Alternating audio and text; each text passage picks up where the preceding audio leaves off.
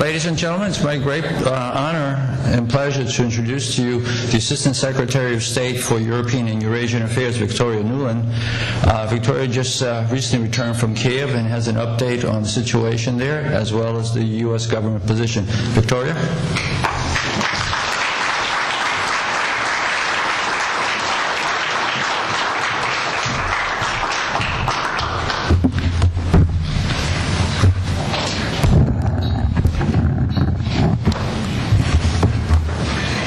Well, thank you, Roman. Thank you, ladies and gentlemen.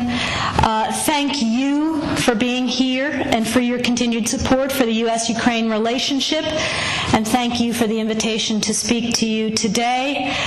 Still jet-lagged from my third trip in 5 weeks to Ukraine and my days in Kyiv earlier this week. I don't have to tell this crowd that these are historic and challenging times for the people of Ukraine, for the Ukrainian-American relationship, and for people everywhere who care about the future of that great country. The world is watching the drama that is unfolding in the center of Kyiv. The Euromaidan movement has come to embody the principles and values that are the cornerstones for all free democracies. What began on November 24th as a protest against President Yanukovych's decision to pause on the route to Europe has become much deeper and bigger. After blood was spilled by security forces on November 30th, the movement also became about justice and civil rights and Ukrainians' desire to have a government that respects them, that listens to them, that protects them, and that provides for them. A modern democratic government. That was palpable when I made my first visit to the Maidan on December 5th. When Ukrainians say they are European, this is what they mean. And as one very prominent Ukrainian businessman said to me, the Maidan's movement's greatest achievement is that it has proven that the people of Ukraine will no longer support any president, this one or a future one, who does not take them to Europe. Throughout this period, the United States message has been clear and unequivocal.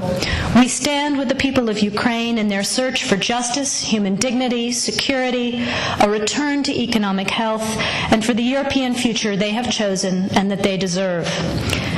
As you know, and as Roman said, I returned to Ukraine for my third visit in 5 weeks last Tuesday in support of these very goals, this time conducting parallel coordinated high-level diplomacy with EU High Representative Cathy Ashton with all of the key Ukrainian stakeholders.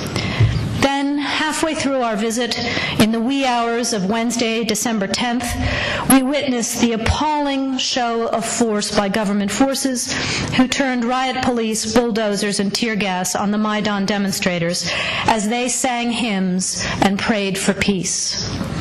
Ukrainians of all ages and backgrounds flooded to the Maidan to protect it. Secretary Kerry wasted no time in expressing the United States' disgust at this decision of the Ukrainian government, and by morning the riot police had been forced to retreat.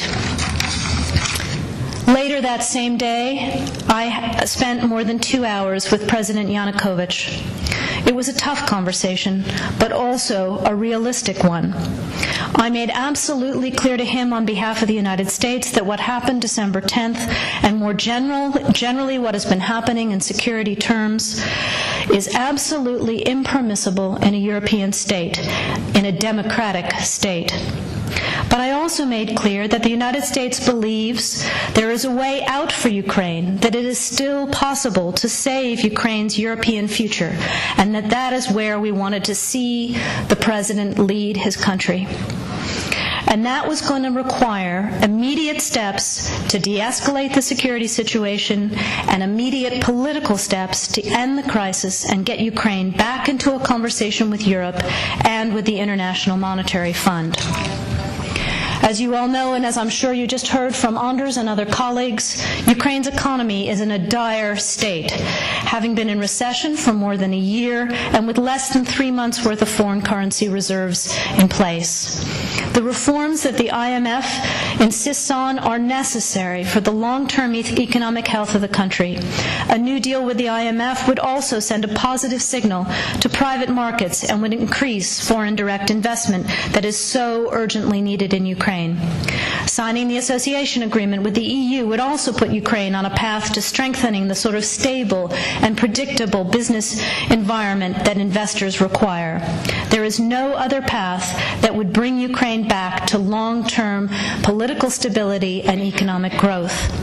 We also commend the EU for leaving the door open on the association agreement and for continuing to work with the Ukrainian government on a way forward. The Ukrainian parliament has already passed some 18 separate pieces of required legislation in advance of the Eastern Partnership Summit in Vilnius. Although that was a missed opportunity, it would be a huge shame to see 5 years' worth of work and preparation go to waste if the AA is not signed in the near future. So it is time to finish the job. As Vice President Biden said in remarks last night, President Yanukovych has a choice.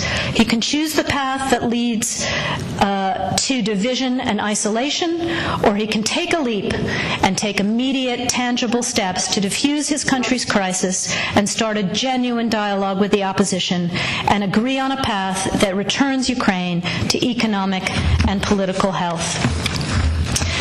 While these are challenging times in many ways, we also can't lose sight of the fact that this is a time for great optimism as well. You only have to be on the Maidan to feel the energy, to feel the hope of Ukrainians coursing through the center of Kyiv and across the country.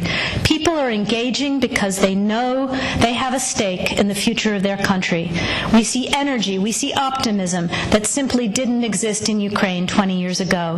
People are of all ages, of all classes, of all walks of life, are taking ownership of their future and coming out into the streets to demand a European future. They're doing so peacefully, with great courage, and with enormous personal restraint. Since Ukraine's independence in 1991, the United States has supported Ukrainians as they build democratic skills and institutions, as they promote civic participation and good governance, all of which are preconditions for Ukraine to achieve its European aspirations. We've invested over $5 billion to assist Ukraine in these and other goals that will ensure a secure and prosperous and democratic Ukraine. Today, there are senior officials in the Ukrainian government, in the business community, as well as in the opposition, civil society, and the religious community who believe in this democratic and European future for their country. And they've been working hard to move their country and their president in the right direction. We urge the government, we urge the president to listen to these voices, to listen to the Ukrainian people, to listen to the Euromaidan, and take Ukraine forward. The support of the people in this room is absolutely essential. We thank you for all you are doing. We thank you for your partnership all these years, and we look forward to continuing to stand shoulder to shoulder with you as we take Ukraine into the future that it deserves. Thank you very much for the time today.